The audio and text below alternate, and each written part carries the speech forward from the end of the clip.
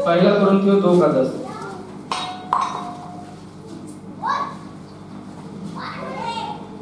परंतु परमेश्वर ने उनको अपने आत्मा के द्वारा हम पर प्रकट किया है। कैसे प्रकट किया? परमेश्वर ने अपनी आत्मा के द्वारा हम पर प्रकट किया। कैसे? आत्मा के द्वारा। हमारी और आपकी पहचान आत्मा के द्वारा। यदि हम पवित्र आत्मा पाए हुए व्यक्ति हैं, मसीह में पवित्र आत्मा हमारे जीवन में काम करते हैं, पवित्र आत्मा के अनुसार हम चलने वाले व्यक्ति हैं, तो इससे प्रकट होता है कि हम परमेश्वर की संतान हैं, बच्चे हैं, उसके बेटे और बेटियां हैं। अभी नहीं सोचना कि अन्य भाषा का वरदान आपको मिला नहीं तो आप बेटे बेटियां नहीं।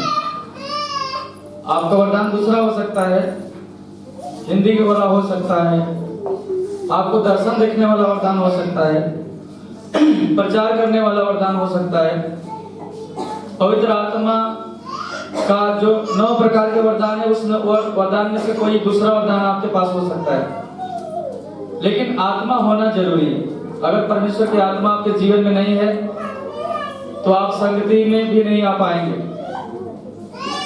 अगर पवित्र आत्मा आपके जीवन में तो आप चैन से अपने घर में नहीं रहे। संगति करना आपको अच्छा लगेगा, प्रार्थना करना अच्छा लगेगा, गीत गाना अच्छा लगेगा, प्रचार सुनना अच्छा लगेगा, प्रचार करना अच्छा लगेगा, वचन पढ़ना अच्छा लगेगा और परमेश्वर की महिमा करना अच्छा लगेगा। आमीन। कारण क्या है? क्योंकि परमेश्वर से आप अलग नहीं रह सकते, क्योंकि उसका प्रेम आपको मजबूर करता है। हालेलुया।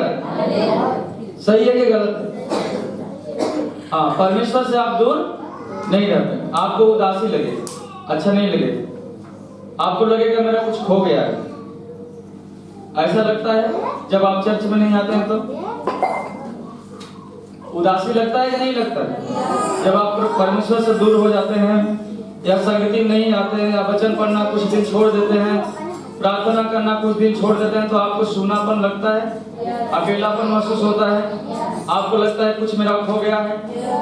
जी हाँ, इसका मतलब आपको प्रभु से प्रेम है। आमीन।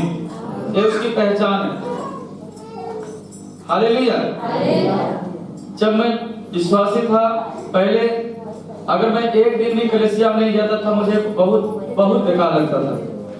मुझे ऐसा लगता था मेरा कुछ खो गया है, मैं परमेश्वर से दूर जा रहा हूँ, मैं परमेश्वर से अलग जा रहा हूँ। मुझे बहुत निराशा महसूस होती थी। लेकिन जब मैं संगति में जाता था, फिर से मुझे खुशी हो जाती थी, फिर से मेरा टेंशन दूर हो जाता था। वचन सुन करके मुझे खुशी मिल जाती थी। क्या आपको वचन सुनने के बाद खुशी मिलती है? आमीन। हालेलुया। जी हाँ, आइए एक वचन पढ़ते हैं। पहला कुरिन्थियों 3:18 पढ़े। कोई अपने आप को धोखा न दे। कोई अपने आप को धोखा न दे। हाँ।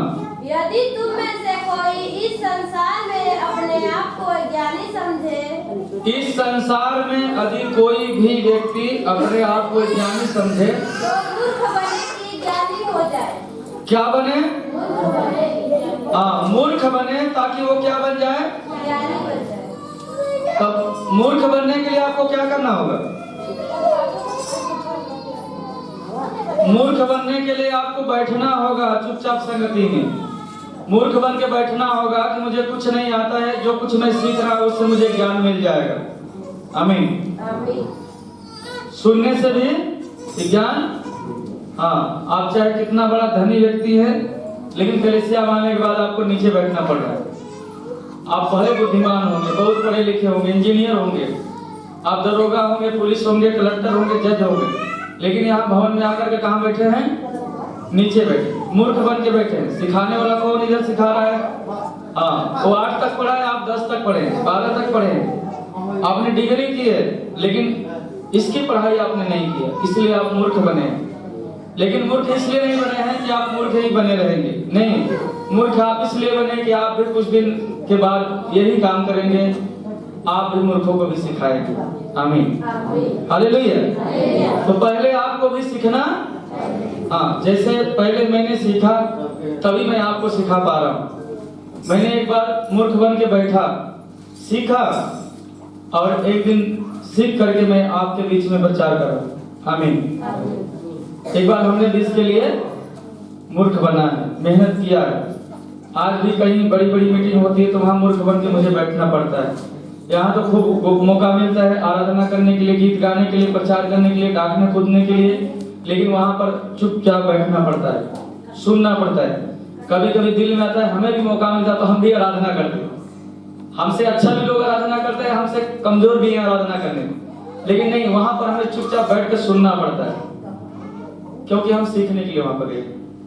कभी मौका मिलेगा तो हम भी सिखाएंगे। जब वहाँ सीख करके आते हैं तो हम भी सिखाते हैं। आप भी यहाँ सीख करके जाते हैं तो कम से कम अपने घर में सिखाइए।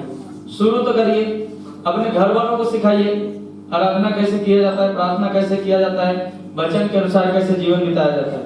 आमीन। और कुछ लोग घर से शुरू नहीं करना चाहते हैं, डायरेक्ट इधर आना चाहते हैं। सही है कि नहीं? पहले हमें घर से, कलीसिया हमने शुरू जब किया था पहले घर से शुरू किया था। घर के लोगों को लेकर के मैंने टेंट किया था। जब धीरे धीरे ज्यादा लोग हो गए तब मैंने चर्च खोला। सही है कि गलत? पूछिए मेरे घर के लोग यहाँ बैठे। कलीसिया मेरे यहाँ 2012 से ही चल रही, लेकिन 2012 से मैंने अपने घर के लोगों को पहले सिखाया, तैयार किया। माता पिता को लेकर कलीसिया में बैठा, बच्चों को लेकर बैठा। जब कलीसिया बड़ी हो गई तब मुझे इधर आना पड़ा। हालेलुया। तो मेरे प्रियो, शुरुआत कहाँ से होनी चाहिए? अपने घर से होना चाहिए।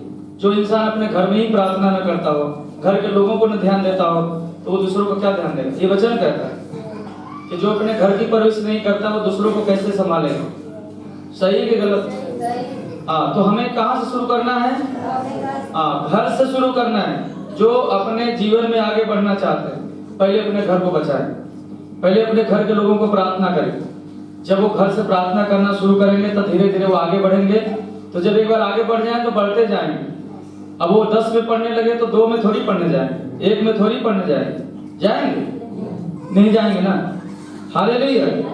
इसलिए मेरे प्रियो, यदि हमें आगे बढ़ना है तो पहले कुछ लोगों को लेकर के सिखाना चाहिए, उनके बीच में प्रचार करना चाहिए, प्रार्थना करनी चाहिए। धीरे धीरे जब आप आगे बढ़ेंगे, अनुभव बढ़ेगा, तो 2 से 4, 4 से 10, 10 से 20। क्या अचानक कलीसिया बढ़ी है? नहीं। आज 12 साल हो गया ना कलीसिया को बढ़ते बढ़ते। 100 लोगों से 50 लोगों से 100 लोग हुए। धीरे धीरे लोग बढ़े कि नहीं बढ़े?